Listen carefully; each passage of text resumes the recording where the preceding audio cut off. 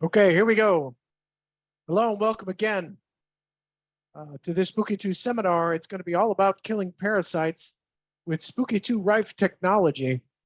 But of course, not only that, we're going to be going over some of the history of parasites, the interaction between parasites and hosts, as well as the interaction between parasites and the environment. We're going to find out in this seminar why water is so important to parasites and how parasites use our gastrointestinal tract primarily to distribute more of the same and reproduce in that avenue. We're going to find out why 80% of all disease is waterborne. Can that be? It sure can. So let's go through this picture. If you're unfamiliar with the Scalar, Spooky2 Scalar devices, that's what these two black boxes are. And as we can see, this person sitting in between the black boxes in the scalar field where we apply Rife frequencies that are modulated and look for resonance.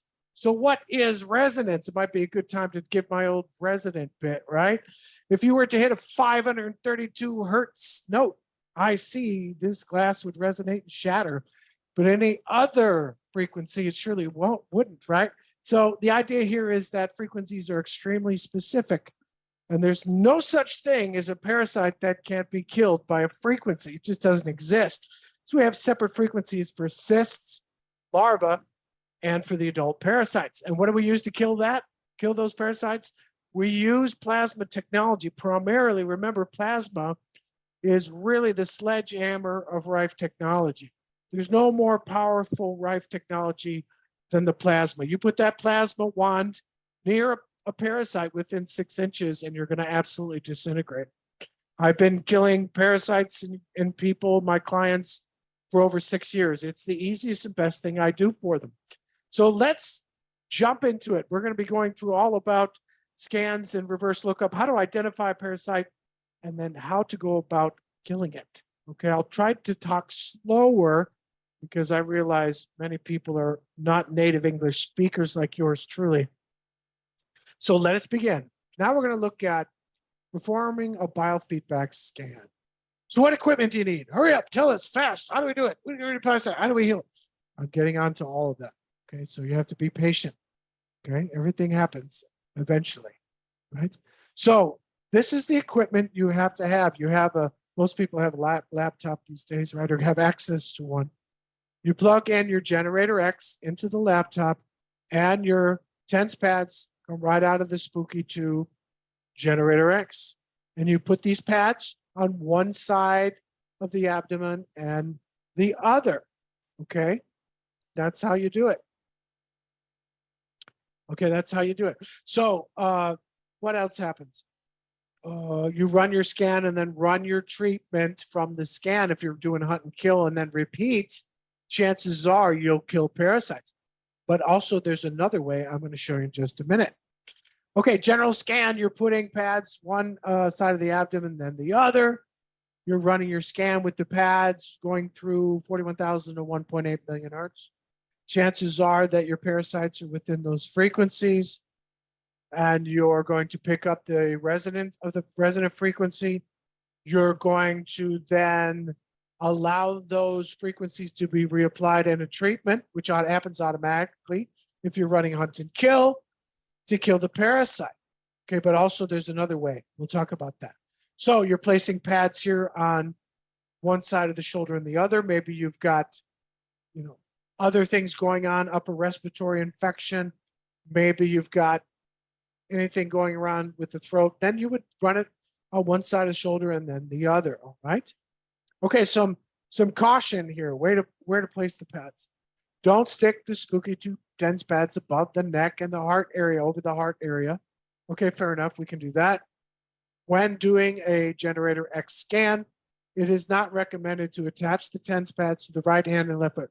This used to be the old days, 6-8 years ago. We used to attach the pads to the foot and the hand. We don't do that anymore. Now it's on one side of the abdomen and the other. Okay.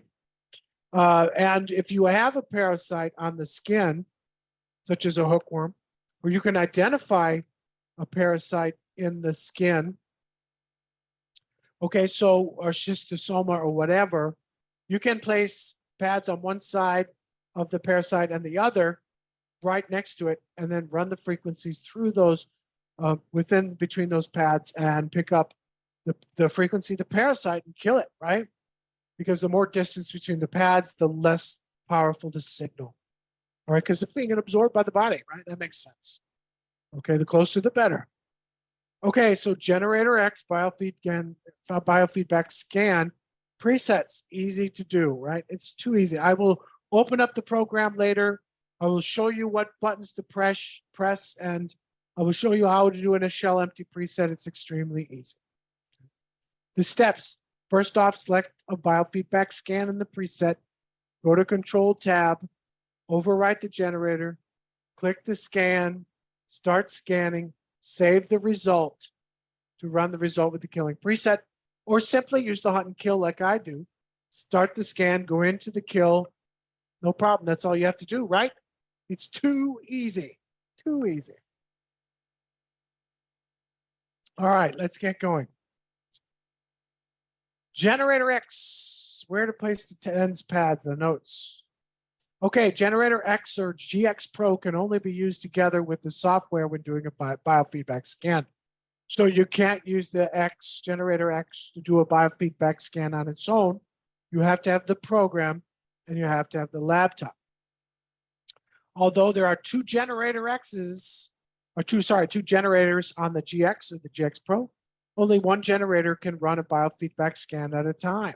So even with the new program, you may pick up two Generator X's if you have them both plugged in and 4 channels, but you can't really run them when you're running a biofeedback scan of more than one channel, because if you're running a treatment through the body, all right, automatically the computer will pause that treatment because the frequency may interfere with the biofeedback scan you're running.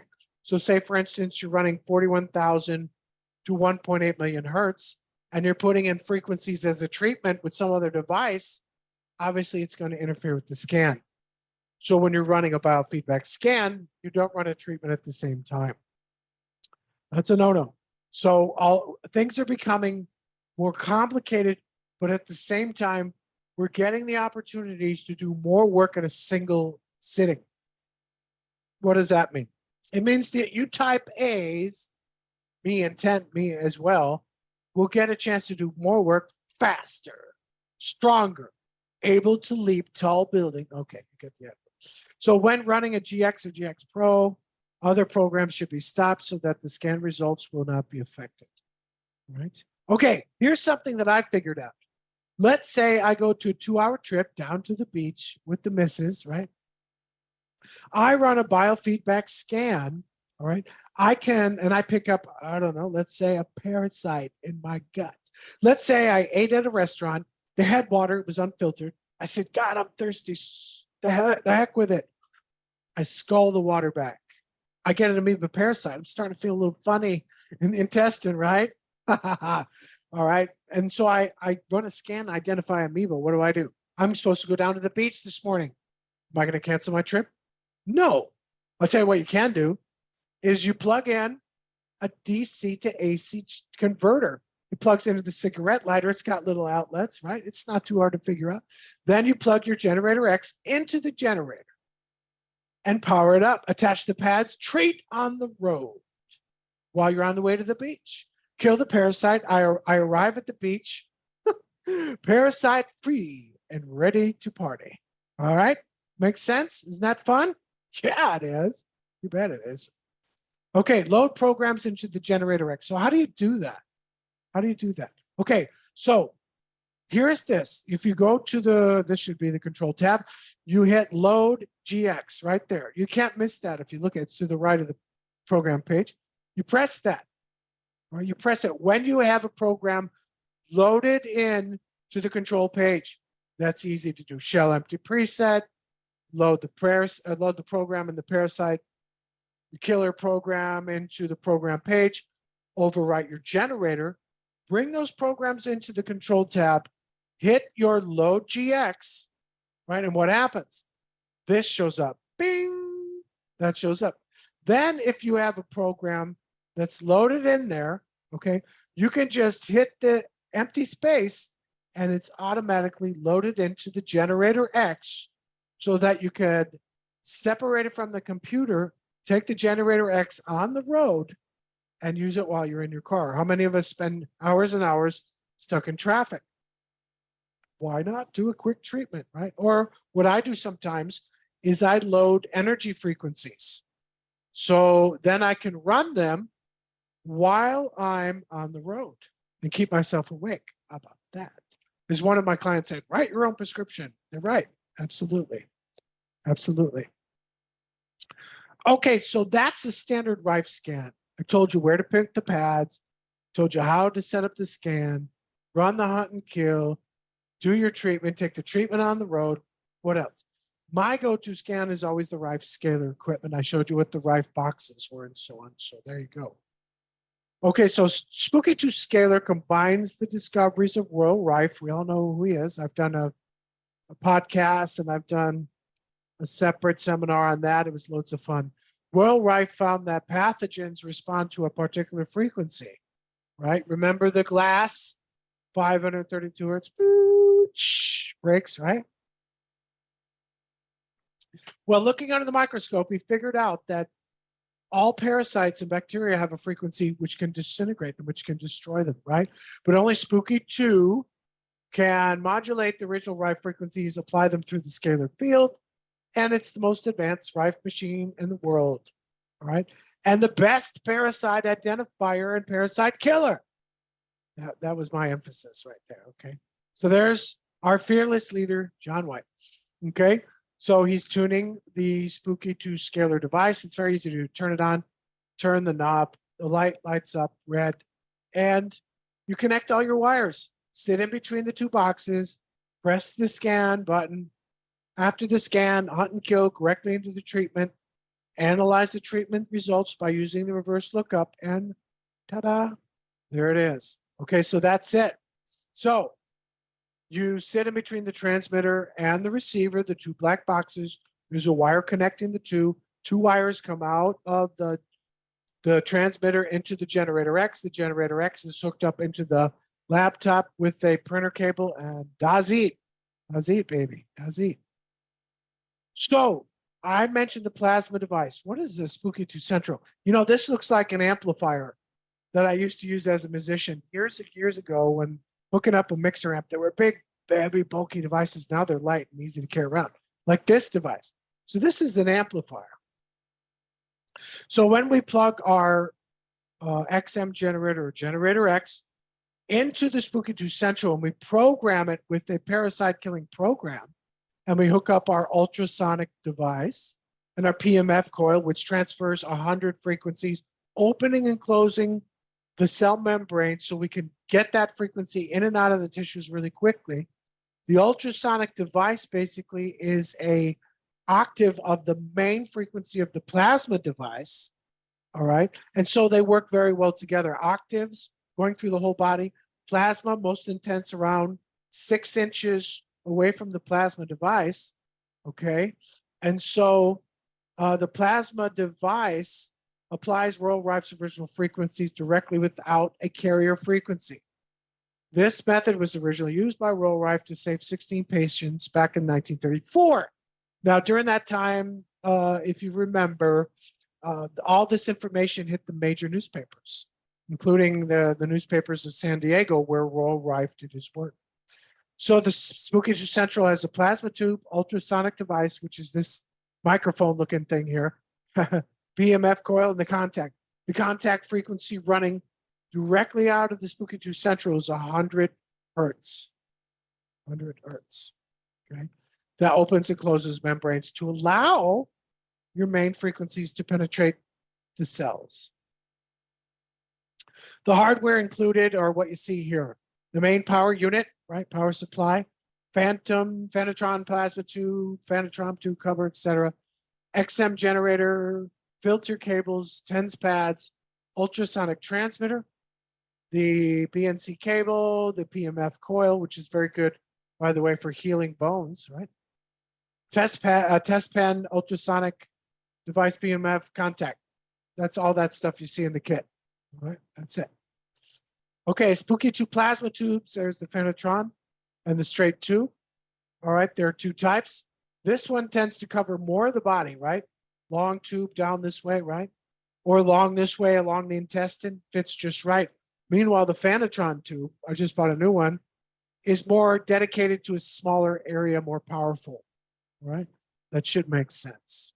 There's a couple difference between the shapes, the signals, and the gas, okay? Okay. What about this ultrasonic device? You're taking it like the microphone and applying it directly to the skin, transferring the octaves of the main frequency. So the ultrasound are sound waves with frequency higher than the audible limit of human hearing. Ultrasound is no different from normal sound, except humans can't hear it. So above 20,000 hertz, right? Remember, human hearing is from 20 hertz to 20,000. So sound conducts far better in water and solids than it does in air. Since our bodies are 70% water, with the remaining 30% mostly solid, ultrasonic frequencies can literally flood the entire body with frequencies, making it a very powerful device. So when you use your plasma, use your ultrasonic, right? Because one's flooding the body, the other one's directly most powerful. Of course, the near far away field from the plasma is 2 meters. And so you're really treating the whole body in that effect as well. Remember not to use that on people with pacemakers.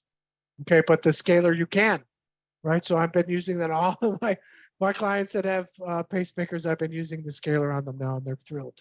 Believe me, they're very happy. Okay, let's keep going. There's PMF coil. PMF coil is very versatile, highly effective. It provides powerful magnetic fields that pulse 100 times a second, delivering a 29-volt spike of energy at the end of each pulse. The fields are globular, and they extend 6 inches from the coil, making it perfect for problems whose locations are known. PMF coil is designed to be used together with plasma, but it can be used on its own without a generator connected. However, it must not be used with pacemakers. Okay. Spooky2 Central Contact, the TENS pads. The contact mode can be used together with the plasma for maximum efficacy. What makes it so unique is that it adds a 320-volt energy spike payload at the end of every magnetic pulse. This lasts for half of 1 millionth second, causing an instantaneous split-second reversal of every cell wall's electrical charge, enabling the whole device to work more efficiently. The connections, very easy. Right there, you can see in the picture. Connect your generator to Spooky Central. Out 1 goes into input, out 2 connects to modulation. You can see that written on the Central and the Generator X device. Spooky Central, connect your ultrasonic transmitter to the short adapter plug. It's easy to do. Then insert this into the ultrasonic socket. Connect your hand cylinders or TENS pads to the short adapter cable, then connect it to contact. Connect your PMF coil to coil. Easy stuff, right? Okay. Connect your plasma tube to the rear high voltage sockets. You can't miss those, they're white. Connect your main electrical cable to the socket on the rear of the machine. Check that the power switch is set to the on-off position. Then plug the cable into the wall power socket. Use this special USB cable that's coiled around the metal ring to connect your PC to the Spooky2 XM generator that's connected to the Spooky Central. Do not uncoil or remove the metal ring. Now switch on Spooky Central. The power light will illuminate orange. The order of setting up Spooky Central important, making sure that the unit is not turned on until the connections are finished. That makes sense. Okay, programs for the Spooky2 Central. Okay, terrain, you can pick up the detox and run plasma with any preset. Then healing, pick up a shell empty preset, plasma, Spooky2 plasma entrainment, healing, select the desired program. Killing, here's the one I mostly use, shell empty preset. So killing on the preset, shell empty preset, plasma, Spooky2 plasma advanced, select your desired program for your parasite, which I'm going to talk about in a minute. Biofeedback scan. Okay, so you pick your biofeedback button, shell empty preset, plasma, spooky plasma, advanced. Pick your program, select biofeedback results. Okay. Frequency sweeps, frequencies from the plasma, select the desired program. It's very easy to program once you get used to it, right? Okay. Most of the time, people are always asking me, what about the reverse lookup? How does that done? Well, you can't miss the reverse lookup. It's just above the load generator X button. Okay. So you put in for a Rife regular Spooky2 tens pads of standard Rife scan, I call it. You put in 8X, 0.1 into the percent tolerance and simply press go. Then you're going to have a window appear. Now for the Scalar, I put in Scalar and I put in 0.1 and press go again. I don't use harmonics because generally I don't need them. Okay, that's another story. Okay, so this typically is what appears in your window once you press the go for the reverse lookup. Some parasites are hard to identify because they're within all these other frequencies. So let's take, let's say 24510 shows up, all right? And then also it's associated with all these different programs. So there's toxoplasmosis there, but there's also other diseases associated with that frequency. So there's 4 programs associated with the frequency. How do I know which one to pick? Well, first of all, you always let the treatment process continue after a scan. So you're loading your treatment frequencies and running your results and through the treatment process. I use hunt and kill because it goes straight forward. Secondly, you're going to pick a program to run through the plasma device by going through the shell empty preset. Okay, so here for this particular scan result, looking reverse lookup, you're going to have to associate the particular program with the symptoms. So this person, toxoplasmosis, swollen lymph nodes, aches and pains, fever, sore throat, and nothing else shows up along those veins. In other words, there's no CMV, no Epstein-Barr, no mononucleosis. It kind of narrows it down to the point where you can say, you know what, I think this is toxoplasmosis. Now you get a second group of programs associated with frequency 40,000. Remember, 40,000 often associated with inflammation. It's in a lot of programs. Perhaps that's not the best, but you're able to correlate toxoplasmosis in one frequency with toxoplasmosis program of another frequency. This is known as a correlation, which then can be used to pick a program for the plasma advanced killing machine. All right, I'll show you what that is very soon. So again, we go through reverse lookup results. We're going down through the results. Toxoplasmosis, there it is. But it's in association with all these other frequencies, 32,500. Maybe it's just more associated with the inflammatory condition. However, when you run repeated scans and you're picking up correlations and toxoplasmosis appears in one scan, then it appears in the next scan, what happens? You develop a diagnosis through correlations. Within scans and between scans, you pick a program which identifies with symptoms of your patient, right? So toxoplasmosis, we know what that is. Does it identify with the person? All right. Does that person have a cat? There you go. Now you get the idea. Identify the source of infection. How many people come to you and say, how did I get this? You're telling me toxoplasmosis. How did I? It's always that, right? How did I get this infection? Well, if you don't know the life cycle, how are you going to know? If you don't know where that parasite came from, how are you going to know?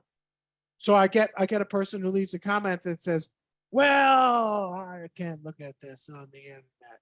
You can. But if you don't know it, how are you going to identify the parasite, the life cycle, the mode of infection, the mode of reproduction and transfer, and how to prevent it? Otherwise, your clients are going to keep coming back to you every week saying, you know, why don't you just tell me how to eliminate this and how to avoid getting into my body, and then I won't have to do this every. So eventually you understand that you have to have knowledge, and knowledge is power to prevent infection, rather than having this person come back to you every 2 weeks saying, why do I have to come back to you? Why can't you tell me how to avoid this? Bing, tell him what he's won, Johnny. We're into the bonus round. Okay, so Here we go. Toxoplasmosis. Does it relate to symptoms? Do any of these other programs relate to the symptoms of toxoplasmosis? Probably not. I don't think so. I don't think so. So it would be a good idea to pick that up. Do you see it in other correlations of other programs of other frequencies that show up in your scan? Again, toxoplasmosis appears in a scan. So with a lot of other stuff, right? But maybe none of these other programs are associated with the symptoms of that person. So you have to have knowledge. You have to have knowledge. It's not shoot to thrill, press a button and off to bed. Not really. Not really. You have to have knowledge of things, knowledge of parasites, knowledge of symptoms, knowledge, a good bedside manner. If cancer shows up, do you tell your client, oh my God, you have cancer? No, you don't. Of course you don't. You're a mature naturopath and you understand that the mind is a powerful thing as well as the body. And you go about your work, as I always say, go about your work. Find the parasite and kill it. Find out where that person got it, how to prevent it. Find out mode of infection, find out how it's being transferred, reproduction. You know these things, right? You know them now. So again, we go through this time streptococcus. That's a lung of an oral bacteria. Threadworm. Uh-oh, now you got a host of parasites. You better know your stuff. Trypanosomas there. Whoa, blood parasite. Trichomonas. It's another parasite in the intestine. Uh-oh, but only toxoplasmosis has swollen lymph nodes, sore throat, muscle aches. Follow me? So maybe you want to pick that one as a diagnosis and run it on a shell empty preset. Let's keep going. Toxoplasmosis again, this time in amongst a ton of different parasites. But you're going to have to know your symptoms. You're going to have to know your parasites. You're going to have to look up these parasites and say, well, I doubt it's a tapeworm. Well, I doubt it's a threadworm. It's not tobacco mosaic virus, God forbid, right? Toxoplasmosis, it could be that. It could be maybe this, maybe that's not trypanosoma. In other words, it's a deductive method where you're going to apply a program to treat this person based on a diagnosis of correlations. And most likely, right? If you run a toxoplasmosis program on someone and they don't have it, is it going to hurt them? No, of course not. Of course not. You're covering your bases. You know, you're maybe there is that parasite in there. Maybe there's a lot of parasites. What I find in people is if they have one parasite, they have more than one. Remember, we talked about parasites in the intestine being more than one causing a problem, being in a high number causing a problem. Only a few, maybe not a problem. Okay, so this is a little easier. You're picking up a bacillus, you're picking up toxoplasma. Okay, toxoplasma symptoms, go to toxoplasma. Run the hunt and kill treatment, and then pick a program. Pick this program right here to run through your plasma. Place it where? Place it across the body because this thing may be in the lymphatic system, maybe throughout the body. It's not just an intestinal thing, right? Uh-oh. What else? Parasite toxoplasma, human strain. There's two frequencies. Sorry, there's two programs associated with that frequency. Unlikely monkeypox, and there's an essential oil. Well, that narrows it down. What if you pick up these two programs, these two frequencies with these programs? Well, that kind of narrows it down, doesn't it? Correlation within a scan, look up results, and between scans, so you get an idea of diagnosis through correlation. Okay. Now, what else? Here's another one. Where is it? Toxoplasma gondii infection. Go through, well, it's not T-cell lymphoma, although it, what did we just talk about a little while ago? We said that swollen lymph nodes could be an indication of Hodgkin's lymphoma. So you better know your stuff, right? Did you pick up anything else? Did you pick up lymphoma and any other frequencies? If that person has a case of Hodgkin's lymphoma, you're going to pick up other frequencies. Most definitely. Most definitely. Or you're going to pick up more toxoplasma. You follow me? You should. Okay, so this one, blastocystis. Oftentimes you'll pick up repeated programs, repeated frequencies with blastocystis. All right, but there's other stuff here. Look at all of the neural inflammation, amyotrophic laterosclerosis. Look at enterovirus. Uh-oh. The enterovirus could be causing the same symptoms as the blastocystis, abdominal pain and diarrhea. What do you do? Oh my God, what are you going to do? Run them both. Run them both. You got nothing to lose. Chances are that person is experiencing this extreme abdominal discomfort. If more than one parasite, run both of them, one after the other. What's wrong with that? Nothing. Neither one of those dang things belong to the intestine anyway. Get the idea where we're going with this? Okay, again, blastocystis appears in the scan from the reverse lookup. Okay, could be other. Look at E. coli. Well, E. coli could cause the same problem. There's a plethora of frequencies to kill the E. coli bacteria. It's not easy, is it?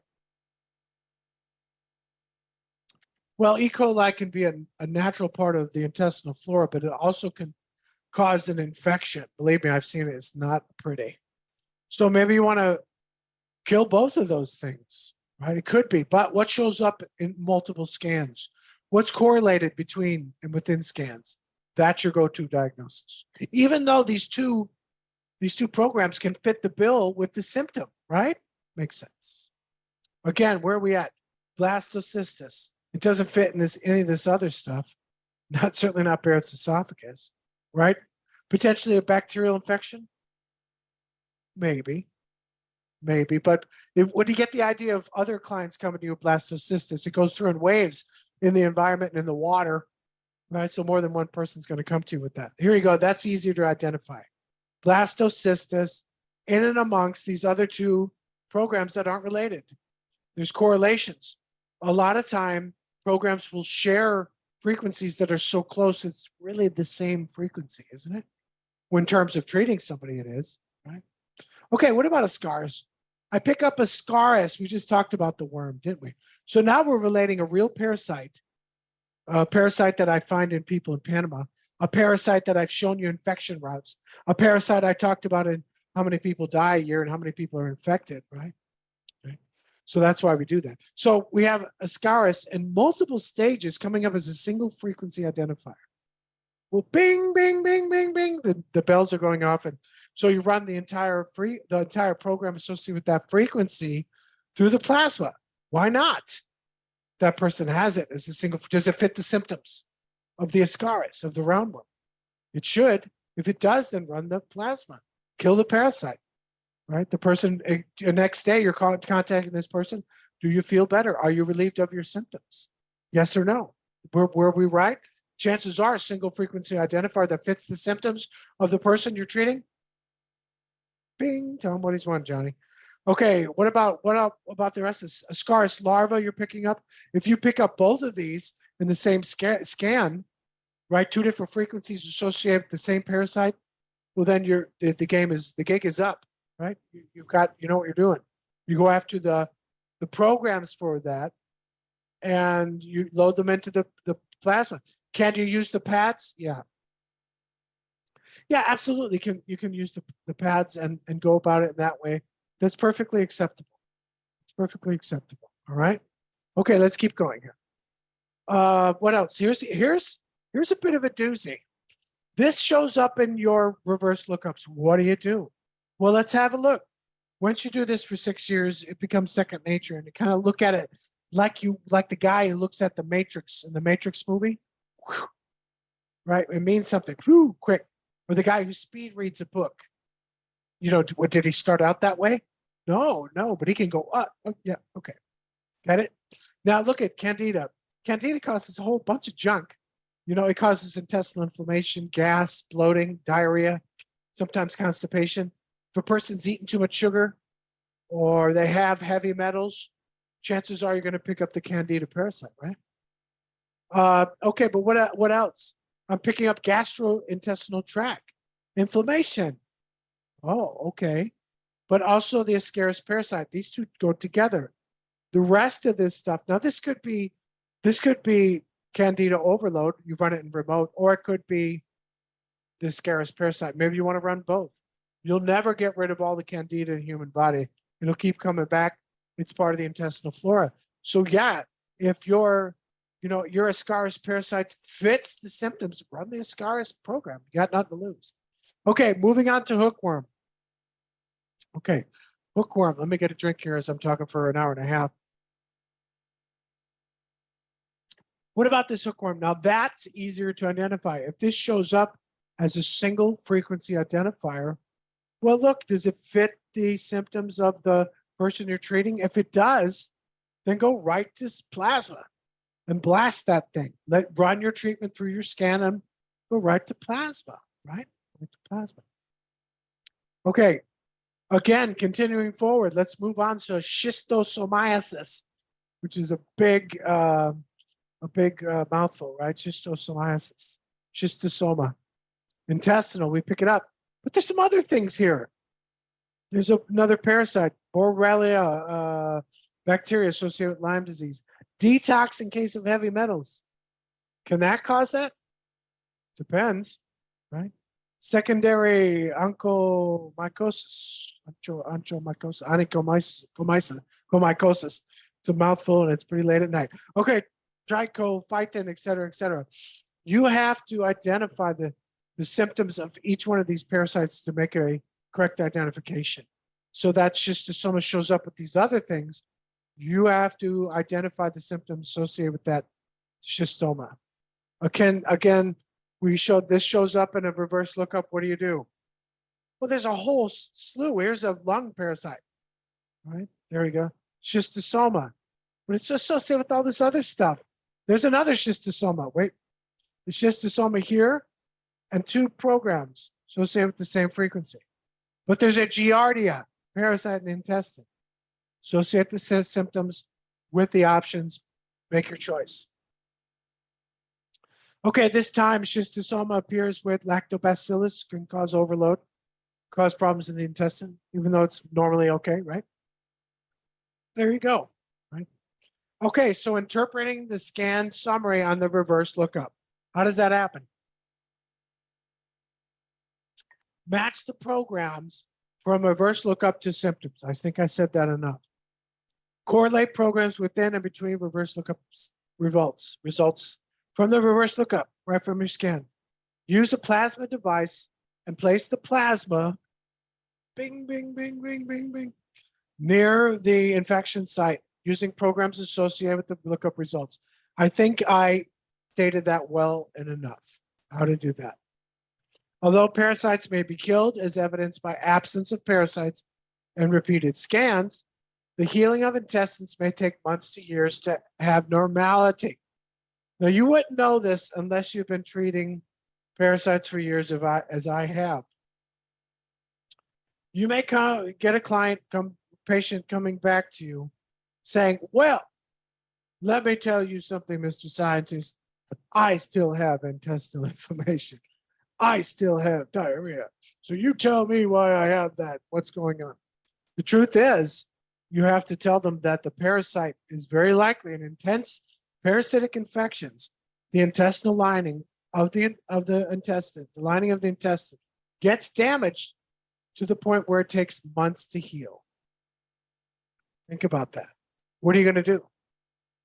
You put you put that client or that patient on a remote for intestinal inflammation and healing the intestine. Why not? Carry through with the rest of the healing process from the chronic disease. So it's not all about killing a parasite. It's often about healing the intestine from the parasitic infection. And I've seen this a bunch of times. It happens, all right? It happens. Okay. So a study in 2014 showed that although a Giardia parasite had been eliminated in patients, not a problem, I kill it all the time, right? There were symptoms of chronic fatigue and irritable bowel syndrome up to 6 years afterwards, and 40% of patients that apparently recovered. How did that happen? Parasites are mighty powerful. They're pretty darn destructive. So although you may be a carrier of a parasite, right, is it still causing a problem? Yeah, it is if it's damaging your intestines. It is if it's causing irritable bowel syndrome and chronic fatigue, which may be a lack of good nutrition, or maybe toxicity, right? Chronic fatigue syndrome. I won't go into that. That's a whole seminar by itself. Irritable bowel syndrome. It's not that easy to treat. It could be an emotional trigger, a diet trigger, a toxicity trigger, a probiotic trigger, parasite trigger. Follow me? It affects 15% of people worldwide. 30% of all visits to gastroenterologists are for irritable bowel syndrome. So this thing's serious, man. This isn't just, oh, well, he has IBS. No, there's lots of IBS. It's all over the place. Crohn's disease, man, that's mean stuff. Less than 50% of people with irritable bowel syndrome seek medical care. It takes 6 years from the onset of symptoms to diagnosis. That's outrageous. You know, a person with serious irritable bowel syndrome oftentimes is incapacitated. You cannot live a normal life. So you as a practitioner, you as a person at home treating yourself or someone you love, you better be knowledgeable, because this is not turn the box on and let's go watch a movie. It doesn't work like that. You have a passion for Rife technology and you are a healer. Well, then you go forth and heal. But if you're a person that thinks you're just going to press a button and that's it, that just doesn't happen. Not when you're treating parasites, not when you're healing chronic disease to absolute full capacity. It's a learning game. It's a learning curve and it's knowledge. Now, will there come a time when you're going to press a button and it's going to heal the person automatically? Absolutely. Absolutely. But when you're dealing with something like a serious parasitic infection and you're dealing with a damaged intestinal lining, there has to be a follow through where you're going to learn the additional steps of healing and transfer that person from sick to well, which requires a continuous learning cycle, a continuous curve. Now, can the average person treat themselves for cancer, skin cancer, and average? Absolutely. Without knowing a whole lot? Absolutely. But I implore you to learn that knowledge is power. I implore you to look at parasites that are in an infection mode and modes of transmission and modes of reproduction and modes of entry into the body, and go from a technician to a naturopathic doctor that can initiate healing on the whole and take the person from, I feel horrible, to, God, I feel really good. That is the true nirvana in terms of being a healer. All right. So yeah, you can do this, but to do it well, you're going to use this computer rather than that one. All right. Okay. IBS causes more than $21 billion in economic loss to the economy. So treat people for intestinal inflammation, biofilms, using remotes and test pads. Absolutely. Run scans to determine what is most important. When you're following through with the healing process, you're running scans to look at detox after you killed the parasite. You're running scans to look at intestinal inflammation so you can heal the person after the parasite. Heal the intestinal bowel syndrome, irritable bowel syndrome, all right, or the colon inflammation or whatever. Take that extra step to complete the healing process, right? Okay, contact me for consultations. I run consultations almost every day for people with every kind of chronic condition you can possibly imagine. Cancers, a lot of it's pets, treating pets. A lot of it's heavy metals, because I wrote 2 books on heavy metals. You'll find them on my website. My website is drbillmcgraw.com. That's where my books, most of my podcasts, I've probably done 100 podcasts over the past 6 years. There's the best 15 on my website. It's all free to look at, right? BitChute, I put them on BitChute because BitChute doesn't take them down no matter what I say. I can say this and that and not have to deal with that, violating community guidelines. Oh my. Okay, so contact me for consultations at drbillmcgraw@gmail.com or one of the other emails, billmcgraw29 or Dr. Bill at Panama Fresh Organic, which is my agricultural company that I have here doing research on organic farming. Okay, so my other Spooky2 seminars are all going to be listed there as well, eventually. Okay, eventually.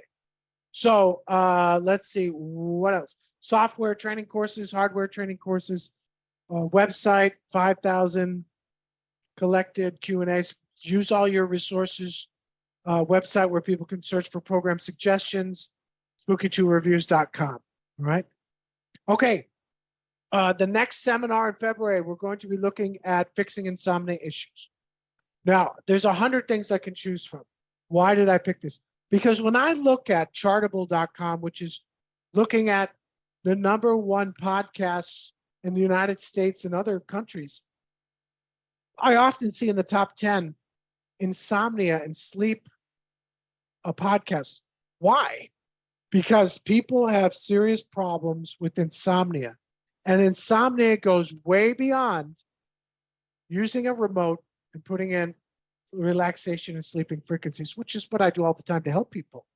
But insomnia, chronic serious insomnia, has underlying health issues, heavy metal toxicity, perhaps adrenal overload, perhaps a chronic infection, perhaps serious stress disorder, perhaps sinusitis, perhaps et cetera, et cetera, et cetera, sleep apnea. Okay. So this is opening the whole, plethora can of worms here when we're talking about this, because we're going to venture off into all these different things and you're going to learn all these different things. So if insomnia comes up in a scan and the person looks at you and says, "What do I do, Dr. Bill?" You better have an answer. You get the answer by learning continually. What causes insomnia? A whole slew of stuff. You better be able to have these questions if you're going to be working in this field as a competent doctor, right? Okay, a couple other things. I want to do a seminar on methylene blue. All right, this is going to be on my own from my research, practical use, treating people with Alzheimer's, the history of methylene blue in the future. Now, word I got to tell you here is that I used to use this stuff in the aquatic research laboratory to cure fish from fungal infections. No, that's not one of my jokes. So when we're talking about using this for medical purposes, I had to really look at this. I really had to go into the research papers and start reading books to understand the history, of it, to understand the application as an analgesic or a antioxidant, or as a, whatever, as a way to decrease nitrous oxide, or as a way to decrease inflammation in the human body. If you ever study inflammation, you know what a challenge is. I did two chapters in my mercury book. It's hard to turn off the inflammatory cycle. Remember the cytokine storm, right? Okay, contact me at drbillmcgraw@gmail if you want to do that seminar. I'll put some times together for people, whatever works. Yes, you'll receive a copy of the recording when we're done. There'll probably be a small fee or whatever, but that's about it. Okay, sources and more information. I always list my sources in my books and the seminars. So look them up, use them, learn. Learning, knowledge is power, all that, right? Okay, let me go into these chats.